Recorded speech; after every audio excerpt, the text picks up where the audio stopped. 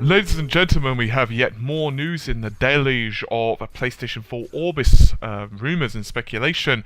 This time coming at us that the PS4 will indeed be streaming certain games. An EA executive hypothesized that next generation consoles would not be backwardly compatible, and it does seem that this is the case. There are numerous reasons for this, but primarily it's the makeup of these new consoles.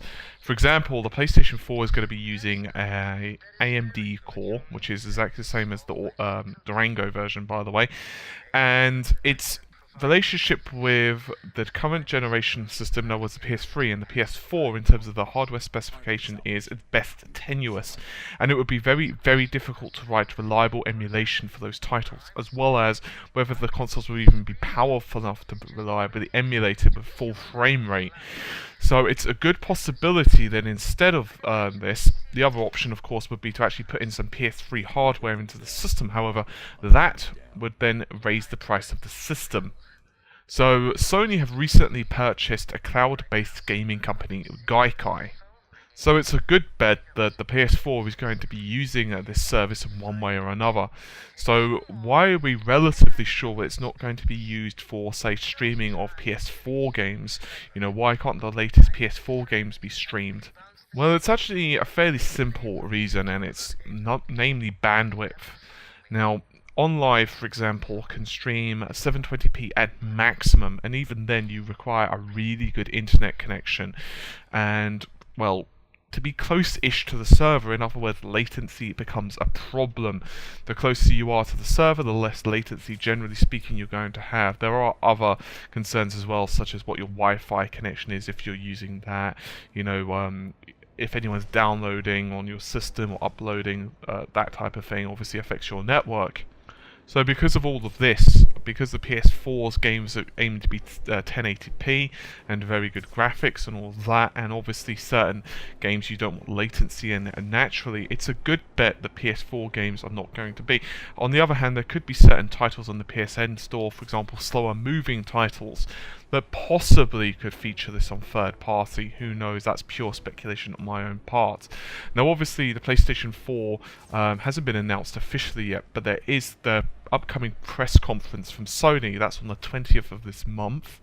In Japan there is a business daily, Nikkei, and they have noted that the Gaikai will be involved in Sony's upcoming press conference on the 20th of February, so that's a good indication that we are going to be seeing something PlayStation related, and at the very least that there's going to be some mention of streaming involved. I'm very curious to see what Sony are going to be doing in terms of the press conference, specifically what games are going to be announced on launch. Obviously, the launch of a console is very difficult to get right, and generally speaking, there's always problems. For example, it could be that there aren't enough units at launch, it could be those units break down, it could be that there aren't very good games on launch. The issue varies. However, the PlayStation 4 is looking to be extremely complicated, and if it does actually have good cloud-based compatibility, I think that will alleviate a lot of these worries. For example, you could say trade in your PS3, and at least you know that, with relative certainty you're going to be able to have a good access to back catalogs of games. However, obviously for the most part this is still tenuous. And if you'll be able to, say, play with your friend who only has a PS3 and you're on PS4, let's say, for example, the new Tekken, let's say Tekken Tag 2, let's say your friend, Tom, is online playing his PS3 copy, whether you'll be able to play against him on your PS4 streaming, it's completely unknown right now. It's possible, after all, it is emulation, but, well, who the heck knows? Regardless, over the next few months we're going to be certainly seeing a lot on both the PlayStation 4 and Durango. Obviously Durango hasn't got a date tied to it right now. We obviously know about the 20th of February was likely going to be the PS4 announcement. It's going to be a certain kick in the balls if not.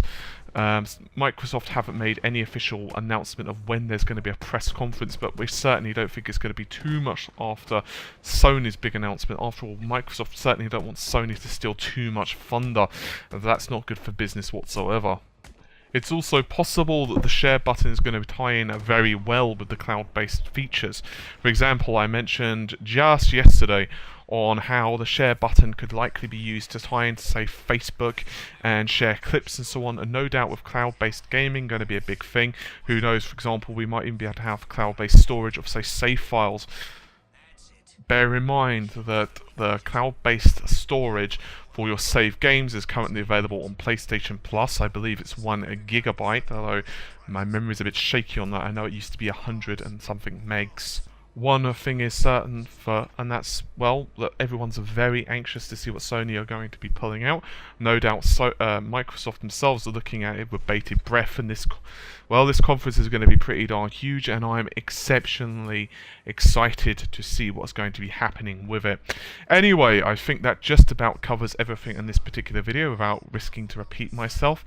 As usual, if you like the video, you can comment and, well, favourite it. That would be great. If you could subscribe, that would be good too, as I'll be covering a lot of this stuff over the next few months, hopefully.